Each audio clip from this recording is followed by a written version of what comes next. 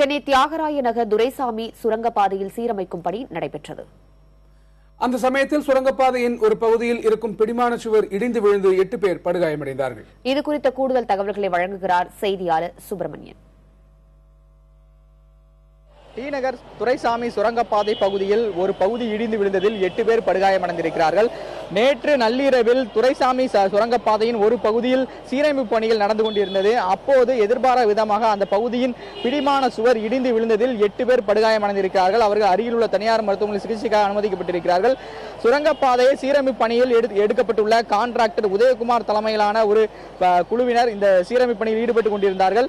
அப்போது எதிர்பாராத விதமாக அந்த சுரங்கப்பாதையின் பிடிமான சுவர் இடிந்து விழுந்ததில் 8 பேர் தனியார் மருத்துவமனையில் சிகிச்சைக்காக அனுமதிக்கப்பட்டிருக்கிறார்கள். இந்த விபத்து குறித்து முதல் கட்டமாக மாம்பலம் போலீசார் விசாரணை நடத்தி கொண்டிருக்கிறார்கள். போக்குவரத்து போலீசார் இன்று காலையில் இருந்து போக்குவரத்தை சரி செய்யும் பணியில் ஈடுபட்டுக் கொண்டிருக்கிறார்கள். அந்த காட்சிகள் தான் நீங்கள் பார்த்துக் கொண்டிருக்கிறீர்கள். இது மட்டுமல்லாமல் இந்த சென்னை மாநகராட்சி ஊழியர்கள் அந்த பகுதியில் அந்த இடிபாடுகள் அகற்றும் பணியில் ஈடுபட்டுக் கொண்டிருக்கிறார்கள். இதன் காரணமாக இன்று காலையில் இருந்து டி நகர் பகுதியில் கடுமையான போக்குவரத்து நெரிசல் ஏற்பட்டிருக்கிறது. இதனை சரி செய்யும் பணியில் போக்குவரத்து போலீசார் ஈடுபட்டுக் கொண்டிருக்கிறார்கள். இது மட்டுமல்லாமல் விபத்தில் காயமடைந்தவர்களுக்கு உரிய சிகிச்சை அளிக்கப்பட்டு வருவதாக காவல்துறை தரப்பில் தெரிவிக்கப்பட்டிருக்கிறது.